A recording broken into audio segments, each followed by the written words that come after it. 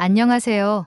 저는 스위스에서 태어나고 자란 여행 블로거 카린이에요. 저의 블로그는 세계 곳곳의 매력을 담은 이야기로 가득 차 있답니다. 어렸을 때부터 자연과 문화가 어우러진 여행을 사랑했고, 여행 중 만난 다양한 사람들과의 교감이 제 삶의 큰 행복이었어요. 여행은 저에게 단순히 새로운 곳을 방문하는 걸 넘어서 각 나라의 독특한 이야기를 배우고 서로 다른 세계가 하나로 연결되어 있음을 느끼게 해주는 특별한 경험이에요. 아시아는 항상 저에게 흥미로운 지역이었어요. 하지만 서양인으로서 익숙하지 않은 문화와 언어 장벽 때문에 선뜻 여행을 떠나기가 쉽지 않았어요. 제가 처음으로 아시아에 발을 들인 건 약 2년 전 중국 여행을 통해서였어요. 당시엔 만리장성과 자금성 같은 유명 관광지들을 방문하며 중국의 유구한 역사를 느끼고 거리마다 넘쳐나는 활기와 사람들의 열정에 깊이 매료되었죠. 하지만 동시에 교통체증과 공기오염, 그리고 불편한 언어 소통이 꽤 큰 도전이기도 했답니다. 최근 제 블로그 구독자들 중 한 명이 이런 메일을 보내왔어요. 카린, 당신의 중국 여행기를 읽으며 정말 많은 영감을 받았어요. 그런데 이번엔 한국을 한번 여행해 보시는 게 어떨까요? 두 나라를 비교하는 이야기를 꼭 보고 싶어요. 이 메일을 읽는 순간 저는 한동안 머릿속이 멍해졌어요.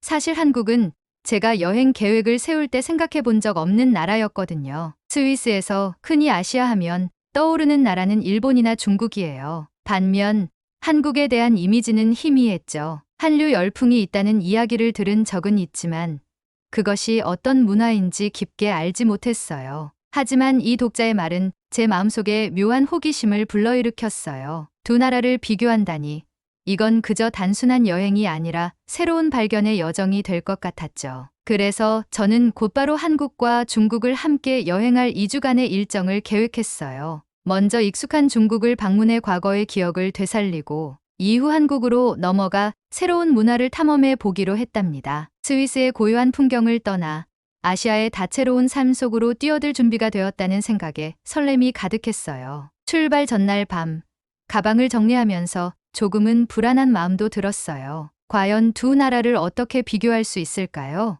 제가 기억하는 중국은 장엄한 역사와 현대적 혼란이 공존하는 독특한 나라였어요. 그렇다면 한국은 어떤 매력을 보여줄까요?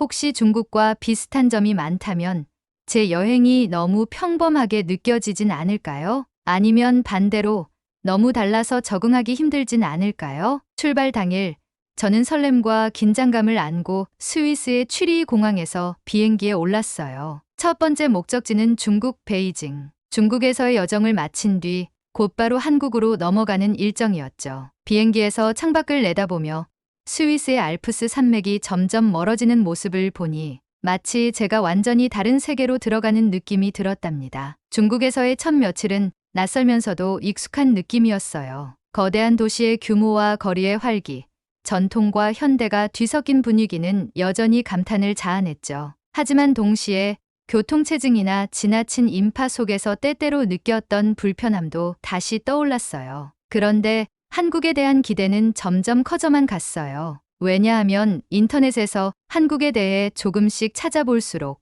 예상 외로 흥미로운 점들이 많았거든요. 깨끗하고 효율적인 지하철 시스템, 안전한 치안, 그리고 세계적으로 유명한 음식 문화까지. 한국은 그동안 제가 알지 못했던 매력을 숨기고 있었던 것 같았어요. 중국에서의 여정을 마치고 드디어 한국으로 향하는 날이 되었어요. 비행기에서 내려 인천공항에 발을 디뎠을 때 저는 무언가 특별한 걸 느꼈어요. 공항은 현대적이면서도 깔끔했고 직원들의 미소가 인상적이었어요. 모든 것이 효율적으로 운영되는 느낌이었답니다. 공항에서부터 시작된 한국 여행.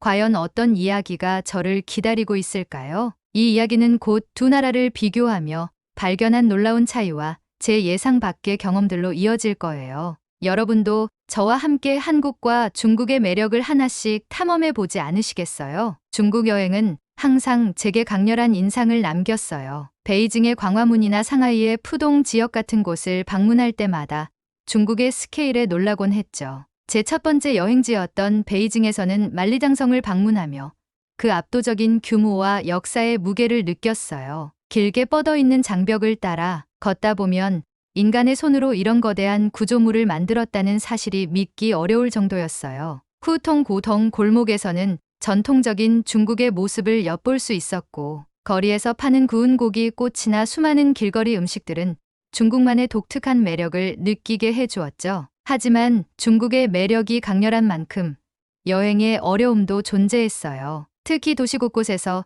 경험한 교통 혼잡과 공기질 문제는 조금 아쉬웠어요. 택시를 잡아 이동하는데 1시간이 넘게 걸린 적도 있고, 가끔은 심한 스모그 때문에 하늘이 거의 보이지 않을 때도 있었거든요. 또 다른 도전은 언어였어요. 몇몇 젊은 사람들은 영어를 할 수 있었지만 대부분의 경우 저는 번역 앱이나 바디랭귀지에 의존해야 했어요. 그럼에도 불구하고 중국은 언제나 저를 다시 찾고 싶게 만드는 나라였죠. 하지만 이번 여행의 하이라이트는 중국에서 한국으로 넘어가는 순간부터 시작되었어요. 인천공항에 도착했을 때부터 저는 완전히 다른 분위기를 느꼈어요. 공항은 굉장히 현대적이고 깔끔했으며 입국 심사는 빠르고 간편했어요. 특히 모든 안내 표지판이 한글, 영어, 중국어로 제공되어 있어 언어 장벽이 느껴지지 않았어요. 공항철도를 타고 서울로 이동하는 동안 차창 밖으로 보이는 풍경은 제게 신선한 충격을 안겨주었어요.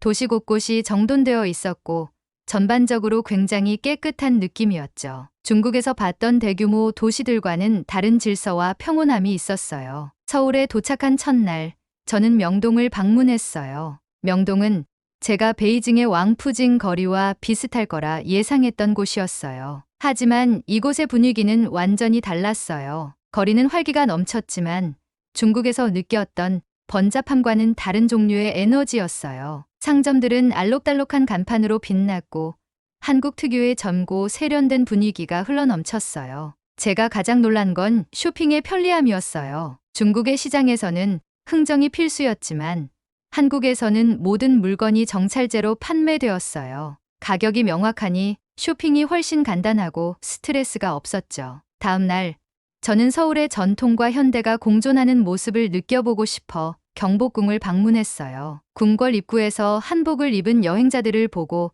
저도 한복 대여를 결심했어요. 전통 한복을 입고 고궁을 걷는 건 마치 과거로 시간 여행을 떠난 듯한 기분을 주었답니다. 경복궁 내부의 건축물은 그 자체로 한국의 역사와 문화를 이야기해주는 듯했어요. 특히 건물의 세밀한 문양과 색채는 중국의 궁전과도 다른 섬세함이 느껴졌어요. 점심시간이 되자 근처의 전통 한식당을 찾았어요. 저는 삼겹살과 비빔밥, 그리고 뜨끈한 김치찌개를 주문했죠. 삼겹살은 불판 위에서 지글지글 구워지는 모습이 너무 인상적이었고, 비빔밥은 여러 가지 신선한 채소와 고소한 참기름의 조화가 완벽했어요. 무엇보다 김치찌개의 깊고 얼큰한 맛은 한국 음식에 대한 제 사랑을 더욱 확고히 했답니다. 중국의 음식과는 확연히 다른 건강하고 균형 잡힌 느낌이었어요. 중국 음식이 강렬한 향신료와 풍부한 기름으로 특징 지어진다면 한국 음식은 조화와 정성을 담아낸다는 느낌이었죠.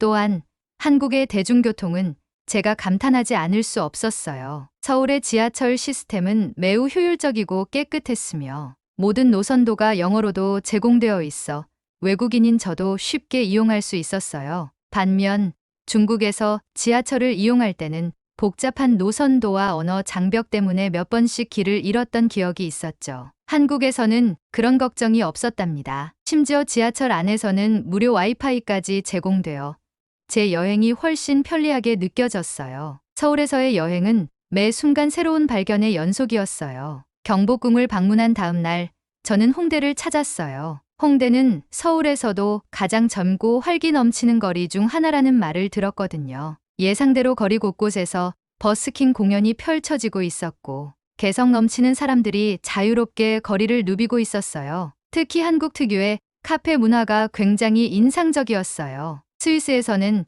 카페가 주로 커피 한 잔을 마시며 짧은 시간을 보내는 곳으로 여겨지는데 한국에서는 카페마다 독특한 테마가 있고 심지어 몇몇 카페는 마치 예술 공간 같았어요. 홍대의 한동물 카페에 방문했을 때가 기억에 남아요. 고양이와 토끼, 그리고 심지어 너구리까지 있는 카페에서 따뜻한 라떼를 마시며 동물들과 시간을 보내는 건 정말 색다른 경험이었답니다. 이런 독특한 아이디어는 중국에서는 경험해 보지 못한 것이었고 한국인들의 창의력과 섬세함에 다시 한번 감탄하게 되었어요. 또한 홍대의 골목골목에 숨어있는 작은 가게들은 제게 또 다른 즐거움을 주었어요. 수작업으로 만든 액세서리, 빈티지 의류, 심지어 디저트 전문점까지 모든 가게가 자신만의 독특한 개성을 가지고 있었어요. 중국에서의 쇼핑이 주로 거대한 상업지구와 대형 쇼핑몰 중심이었다면 한국에서는 소소하지만 특별한 매력이 있는 소규모 가게들을 많이 만날 수 있었답니다. 그 후에는 서울의 남산타워를 방문했어요. 중국의 상하이 타워를 떠올리며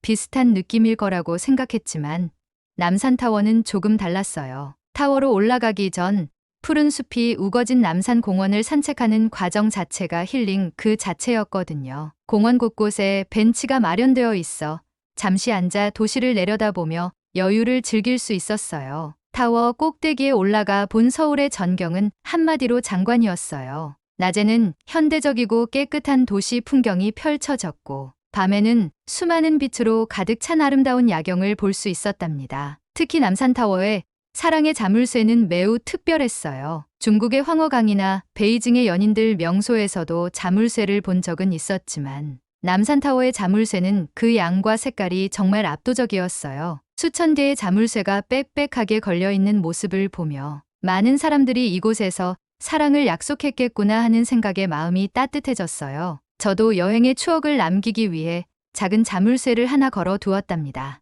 하지만 한국의 매력은 도시를 벗어났을 때 더욱 빛났어요. 서울에서의 여정을 마치고 저는 기차를 타고 한국의 남쪽으로 향했어요. 한국의 KTX 고속열차는 정말 놀라울 정도로 빠르고 편리했어요. 열차가 정시에 출발하고 안에서는 와이파이와 편안한 좌석을 이용할 수 있어 장거리 이동이 전혀 힘들지 않았어요. 중국에서도 고속열차를 타본 적이 있지만 그 당시엔 항상 긴 대기 줄과 복잡한 검문 과정을 겪어야 했거든요. 한국의 열차 시스템은 이 모든 과정이 간단하고 체계적으로 이루어져 있었답니다. 첫 번째로 방문한 곳은 전주였어요. 전주는 한국의 전통 문화가 살아 숨 쉬는 도시로 알려져 있었죠. 한옥마을에 도착했을 때 저는 마치 시간 여행을 떠난 것 같은 기분이 들었어요. 전통 한옥 건물이 늘어선 골목을 걷다 보니 중국의 후통과 비슷하면서도 다른 느낌이었어요. 한국의 한옥은 훨씬 단정하고 섬세한 아름다움을 가지고 있었거든요. 특히 한옥의 나무와 돌로 이루어진 조화로운 구조는 자연과 함께 어우러지는 느낌을 줬어요. 전주에서는 비빔밥과 전통 한식을 맛볼 기회도 있었는데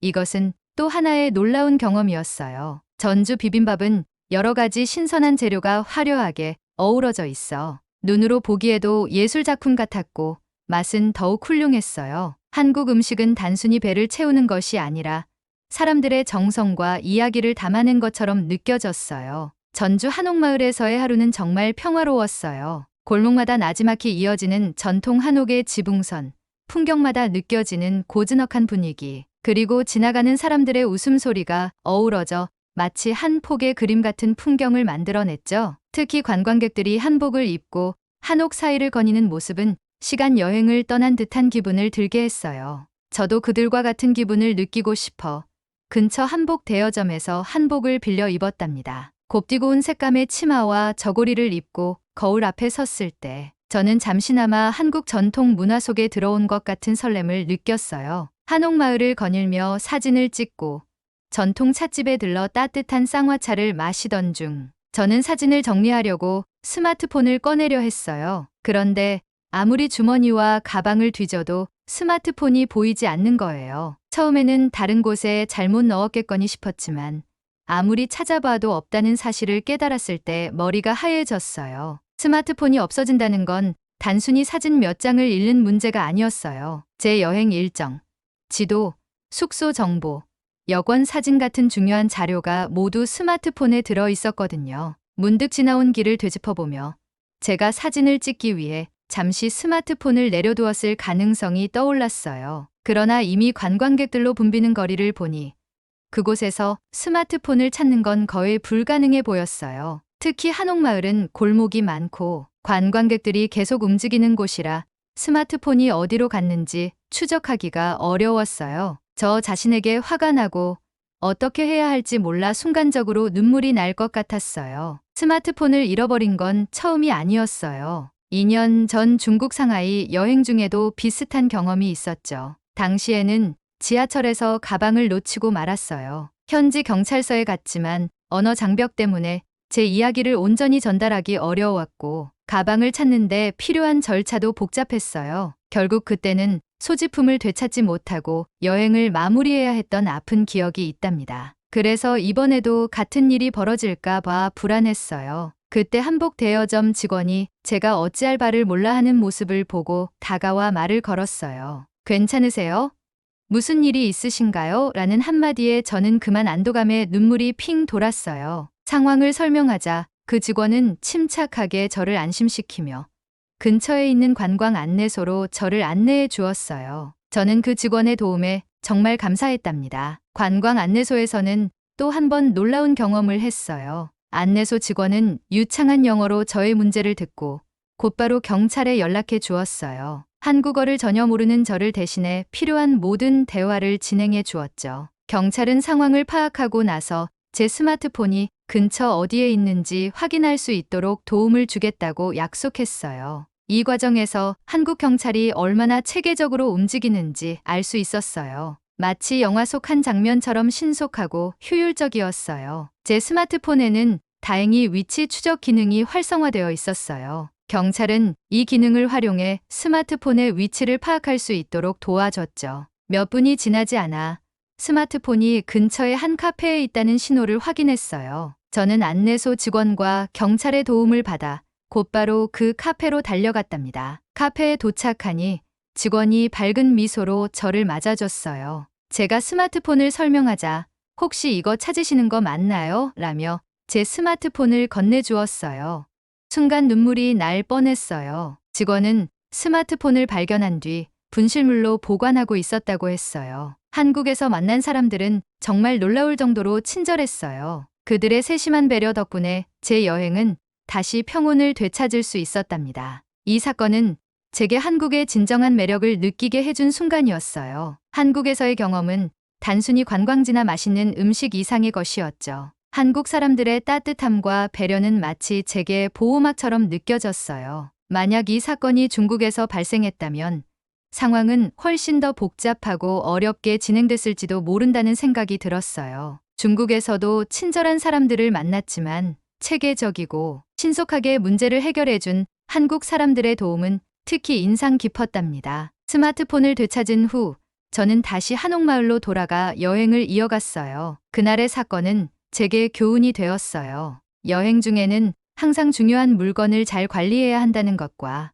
낯선 환경에서도 도움을 요청하는 것이 얼마나 중요한지 깨닫게 해준 경험이었어요. 또한 한국 사람들이 가진 따뜻한 마음과 도움을 주려는 의지가 얼마나 강한지도 느낄 수 있었어요. 이 사건 이후 저는 한국에 대해 더 깊은 애정을 가지게 되었어요. 관광 명소와 맛있는 음식도 훌륭했지만 무엇보다도 사람들의 진심 어린 태도가 제게 가장 큰 감동을 주었답니다. 한국은 단순한 여행지가 아니라 사람들과의 연결을 통해 특별한 추억을 만들어주는 곳이었어요. 한국에서의 마지막 며칠은 저에게 단순히 여행의 마무리가 아니라 한국이라는 나라를 온전히 마음속에 새기는 시간이었어요. 스마트폰을 잃어버렸던 사건은 놀랐던 만큼이나 사람들의 도움과 친절함을 통해 깊은 감동을 안겨주었고 이후의 일정은 더 많은 경험과 깨달음으로 가득했답니다. 부산에서의 일정은 정말 기억에 남았어요. 서울에서 KTX를 타고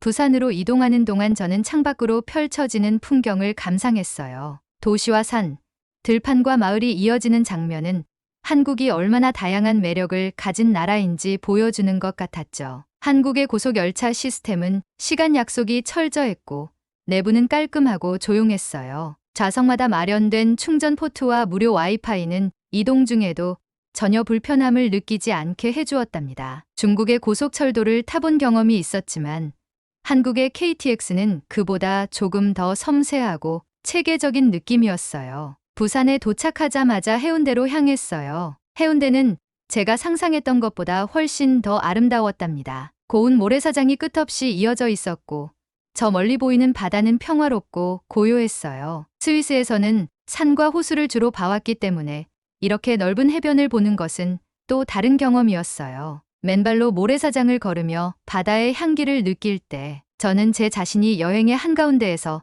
정말 자유롭고 행복하다는 것을 깨달았어요. 해운대 근처에서 맛본 한국 음식도 잊을 수 없어요. 해산물이 신선하고 다양한 요리가 정성스럽게 준비되어 있어 한 끼 식사도 특별하게 느껴졌어요. 특히 제가 먹어본 회덮밥은 신선한 생선과 고소한 참기름, 그리고 매콤한 고추장이 완벽하게 조화를 이루고 있었답니다. 중국에서 경험한 음식들도 훌륭했지만 한국 음식은 특히 재료, 본연의 맛을 살리면서도 조화로운 맛을 느낄 수 있었어요. 다음 날에는 감천문화마을을 방문했어요. 감천문화마을은 알록달록한 집들이 언덕에 줄지어 서 있는 독특한 풍경으로 유명하죠. 좁은 골목길을 따라 걸으며 마을 곳곳에 숨겨진 예술작품을 감상했어요. 작은 벽화부터 대형 설치물까지 마을 전체가 하나의 거대한 예술 전시관 같았답니다. 특히 마을의 역사와 주민들의 삶이 담긴 이야기를 들으며 단순히 아름다운 풍경을 넘어서 이곳이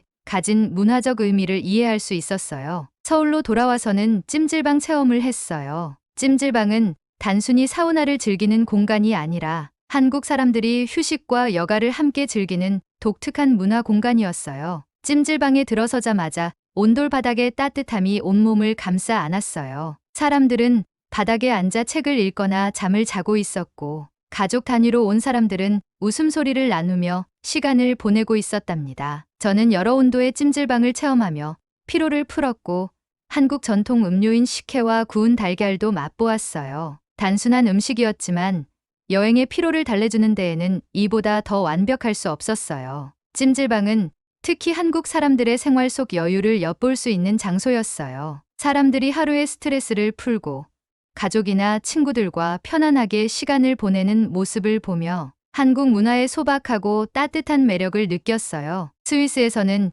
이런 공공공간이 드물기 때문에 찜질방은 저에게 새로운 문화적 발견이었답니다. 마지막 날에는 인사동을 방문했어요. 인사동은 전통과 현대가 공존하는 곳으로 유명했는데 거리를 걷는 내내 제가 한국의 문화 속으로 깊이 들어가는 느낌이었어요. 작은 골목마다 전통 공예품을 판매하는 가게들이 있었고 한지로 만든 아름다운 소품들과 한글이 새겨진 머그컵, 그리고 한국의 전통차를 체험할 수 있는 공간들까지 다양한 매력을 느낄 수 있었어요. 저는 가족과 친구들에게 줄 기념품을 사면서 이번 여행의 추억을 함께 나눌 생각에 기뻤답니다. 마지막 저녁, 저는 한강공원에서 시간을 보냈어요. 한국의 밤하늘은 조명으로 가득했고 한강 위로 비치는 도시의 불빛은 정말 아름다웠어요. 한강에 앉아 도시와 강, 그리고 사람들의 조화로운 모습을 보며 여행의 여정을 다시 떠올렸답니다. 이곳에서 만난 사람들과의 작은 순간들,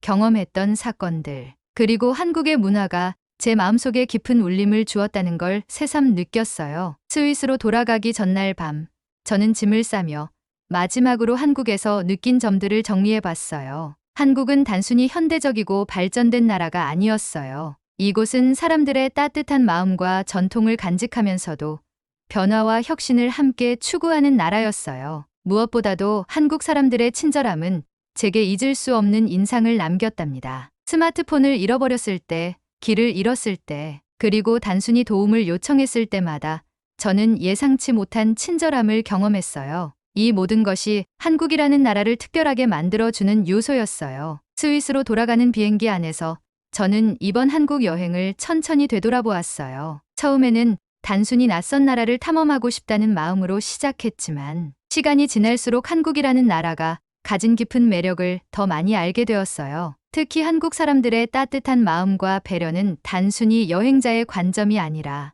제가 느낀 한국의 진정한 본질 같았답니다. 이번 여정을 통해 저는 한국인들이 얼마나 서로를 배려하고 외국인에게도 열린 마음을 가진 사람들인지 깊이 느낄 수 있었답니다. 제가 떠난 뒤에도 제가 경험한 한국의 이야기들이 여러분께도 자부심이 되었으면 좋겠어요. 이 아름다운 나라와 사람들을 더 많은 이들에게 알리고 싶다는 생각이 듭니다. 한국은 제가 만난 어떤 나라보다도 특별한 곳이었어요. 여러분도 일상 속에서 대한민국의 매력을 새롭게 발견하시길 바라요. 그리고 이번 제 여행 이야기가 여러분에게 작게나마 기쁨과 자부심을 선사했다면 그것만으로도 정말 행복할 것 같아요. 앞으로도 여러분이 사랑하는 한국에 대해 더 많은 이야기를 나누고 싶습니다. 영상이 즐거우셨다면 좋아요와 구독, 그리고 댓글로 여러분의 생각을 남겨주세요.